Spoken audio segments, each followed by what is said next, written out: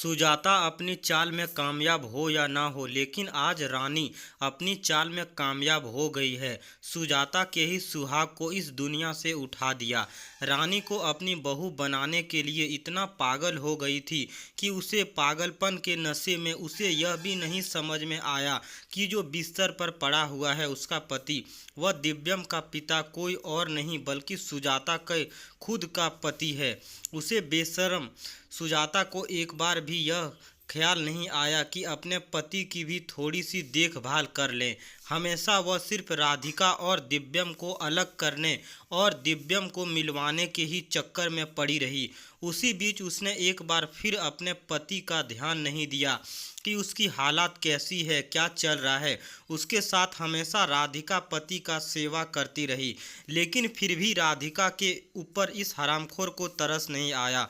सुजाता के बस का बात नहीं है कि वह राधिका से तलाक पेपर पर साइन करवा कर उसे धक्के मारकर बाहर निकाल लेकर। जी हाँ दोस्तों, सुजाता तो शुरू से ही चाहती है कि राधिका को घर से निकालना।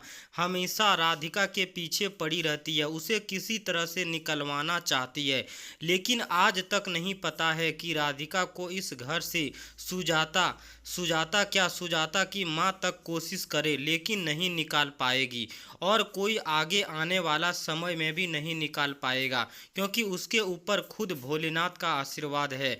जी हाँ दोस्तों, अब मैं चाहे जैसा भी हो इस राधिका को यहाँ से निकाल दूंगी, क्योंकि इसके यहाँ रहने से पिता जग्गू है तो मैं जग्गू को ही ख़त्म कर दूंगी, और जग्गू ही नहीं रहेंगे तो राधिका भी इस घर में नहीं रह पाएगी।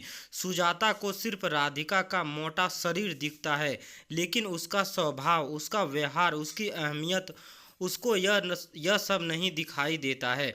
जी हाँ दोस्तों, उसका अति सुंदर माँ वह नहीं देख पाती है। और अगर आप लोगों को राधिका का अति सुंदर माँ दिखता है तो सिर्फ कमेंट्स बॉक्स में नीचे मन अति सुंदर लिख दीजिए।